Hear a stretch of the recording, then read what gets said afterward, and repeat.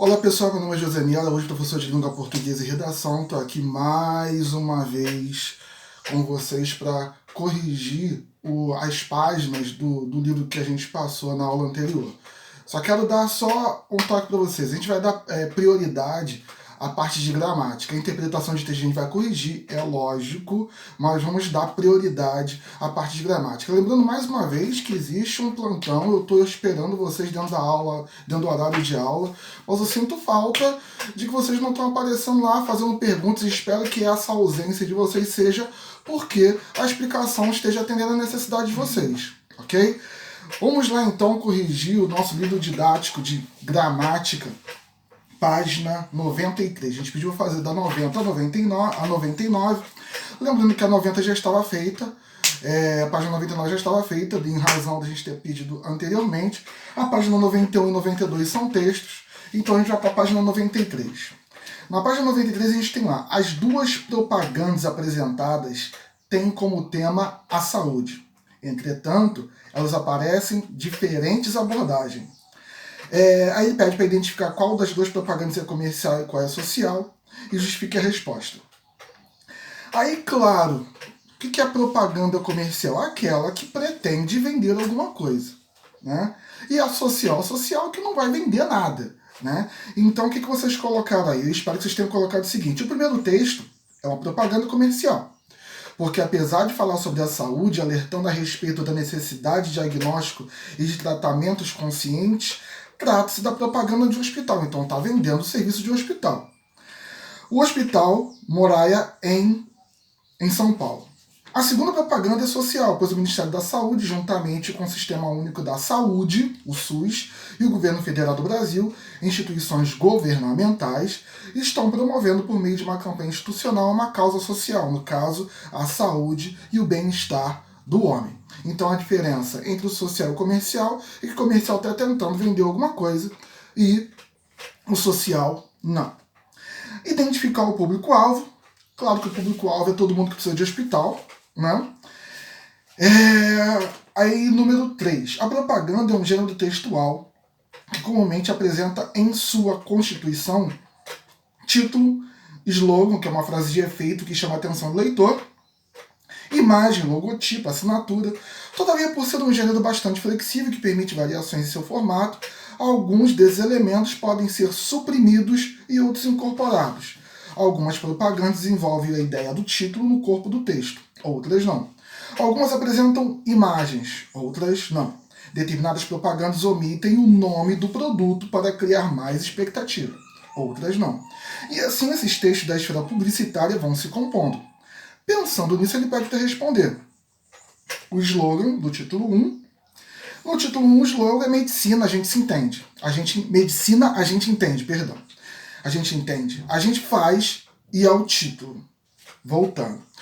O slogan é medicina, a gente entende, a gente faz. E o título é urologia humanizada, sabedoria e dignidade. No texto 2, qual é o título e qual é o slogan? Você vai seguir essa mesma regrinha para todos aí, tá? Mais uma vez, na dúvida, entre em contato com a gente no nosso plantão para a gente de repente tirar eventuais problemas que você tenha tido para resolver essa questão aí. Que mensagem o emissor quis transmitir no texto 1 e no texto 2? No texto 1, a mensagem do Hospital Moriah entende de medicina e a prática de forma correta. No caso, por meio de uma medicina humanizada, em que os diagnósticos e os tratamentos são decididos com o paciente, que permite todo o processo.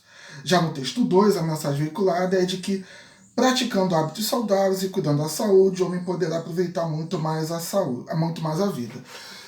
Voltando ao que a gente já vinha falado em sala de aula. Essa pergunta é respondida pela pergunta anterior, no caso, a pergunta 1. Que identifica qual das duas propagandas é comercial e qual que a outra é social. Se uma é comercial, obviamente, o intuito é vender alguma coisa e logo o foco é no produto, no serviço que o hospital vende. Se ele é social, ele está tentando te mandar uma mensagem para a coletividade. Mensagem não só para você, mas para a coletividade, para que todo mundo mantenha a saúde em dia, ok? Finalizamos a página 93, página 94. Qual é o anunciante do texto 1 e do texto 1? Acho que isso está claro, mais uma vez, na dúvida, entre em contato conosco no plantão. Letra E. É possível afirmar que tanto a propaganda do Hospital Moraia quanto a propaganda do Ministério da Saúde apresentam um certo apelo emocional? Explique sua resposta. Óbvio que sim. O apelo emocional, obviamente, existe se a gente está falando de saúde. Nós vivemos isso hoje em dia com essa pandemia mundial. O apelo emocional é bastante latente. Tá? F. Por fim, se você tivesse a oportunidade de interferir nesses dois textos, o que você faria?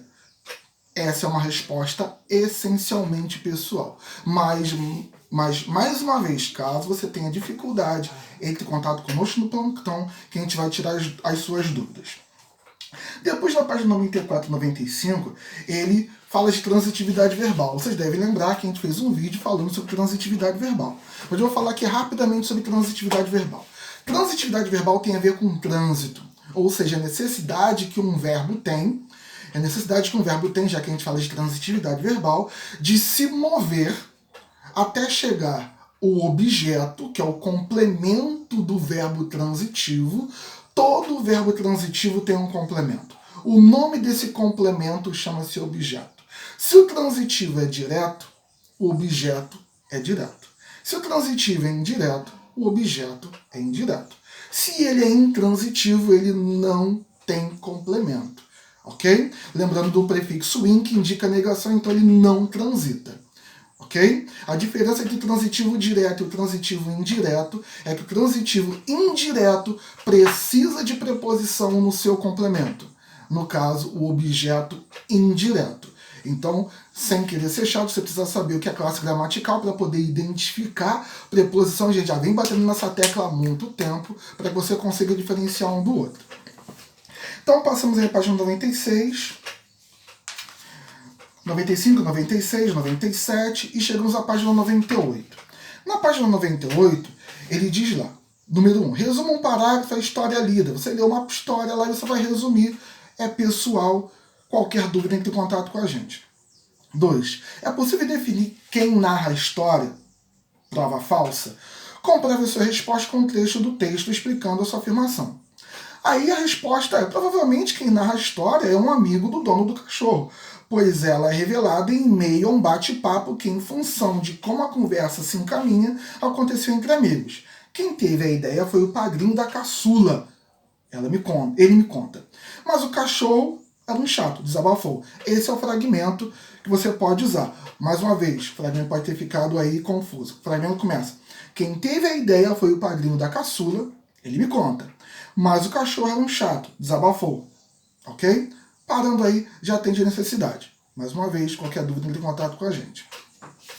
Número 3. Que efeito de sentido o uso do vocábulo pobrezinho, entre aspas, imprime a crônica?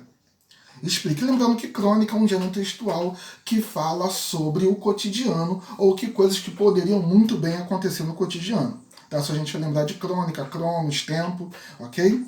Aí a resposta pode ser a seguinte. Eu digo que pode ser porque fora do meu gabarito você pode pensar em alguma coisa que tem todo o sentido e, claro, a gente vai dar certo. Nesse contexto encontramos duas possibilidades. Tá vendo aí? Primeiro, o uso das aspas em pobrezinho pode indicar que a personagem está sendo irônica, pois fica claro ao longo do texto que o pai da família não gosta de cachorro. Outra possibilidade indica que o animal é indefeso, frágil se considerarmos que ele relata o que a mulher dizia, como fica claro no trecho. Quando eu reclamava dizendo, minha mulher brigava comigo dizendo. Assim, pobrezinho, não é dito pelo homem, mas por sua esposa, e a ela emprega o termo com ironia. Ok? Mais uma vez, na dúvida, entre em contato com a gente. Página 99, que é a última página aí da nossa correção. Tá lá, número 4. Número 4. Depois de muito tentar, o pai venceu a Guerra Fria. Explique o que significa essa expressão no contexto em que ela foi empregada. No contexto da crônica lida, vencer a Guerra Fria, já é a resposta, tá? No contexto da crônica, vencer a Guerra Fria significa vencer a briga com o cãozinho, que foi o que aconteceu após o pai fazer xixi nas coisas. O cachorro foi dado ao amigo da família. Isso responde a pergunta. Porque o pai chegou ao ponto de nomear a situação que se estava vivendo em casa em função do cachorro de Guerra Fria. Justifica a resposta. Justificando que Guerra Fria, quem ia poder dizer isso com muita propriedade, é a professora Simone, de História. Guerra Fria foi um período onde os Estados Unidos e a antiga União Soviética travavam uma batalha que não disparava míssil, mas só era através do vocabulário e da ameaça. Professora Simone, me corrija, por favor, se eu estiver errado. Tá? Então, essa foi a analogia usada pelo autor aí. Número 6. Classifique os termos sublinhados a seguir, considerando que foi estudado em relação à transitividade verbal. Vamos ver com atenção. Trouxe o cachorro de presente e logo a família inteira se apaixonou pelo bicho. Trouxe. O verbo trouxe, que no caso é trazer. É um transitivo direto. Quem traz, traz alguma coisa ou traz alguém. Né? E apaixonar-se é o verbo transitivo indireto. Quem se apaixona por alguém ou por alguma coisa. Esse por é preposição. Aí no caso B, era, é um verbo de ligação. Lembrando que verbo de ligação indica estado permanente, transitório ou mudança de estado. Esse era aí é o verbo ser flexionado, que é o verbo de ligação por excelência. Implicar é um verbo intransitivo. Quem implica? Implica. E ponto final. E detestar, pelo menos nesse sentido aí, tá? Quem implica, implica. Agora, em outros contextos, o verbo implicar, ele pode ser transitivo indireto. Quem implica, implica com alguém ou com alguma coisa, ok? Como eu já mencionei, a transitividade depende sempre do contexto, independente do que digam, independente do que falem para você. Detestar. O verbo detestar é transitivo direto. Quem detesta, detesta alguma coisa. Suspirar é um verbo intransitivo, porque quem suspira, suspira. Porém, contudo, todavia, dependendo do contexto, ele pode ser transitivo indireto. Quem suspira, suspira por alguém ou por alguma coisa. Ok, pessoal? Então, essa foi a correção até a página 99 do nosso livro didático de gramática. Então, o que eu vou pedir para vocês agora fazer, para que vocês façam até o final, já que a gente já está praticamente no final do livro. E o nosso próximo encontro vai ser para fazer uma pequena revisão de tudo que a gente viu em gramática. Então, só confirmando, o que vai cair na nossa prova? Sujeito, predicado, colocação pronominal, figuras de linguagem, transitividade verbal, tá? Além dos textos que a gente viu ao longo, os gêneros textuais que a gente viu ao longo desse livro aí, ok? Mais uma vez, qualquer dúvida, por favor, entre em contato comigo durante o horário das nossas aulas, no WhatsApp, que já foi divulgado pela escola. Ok, pessoal? Até a próxima.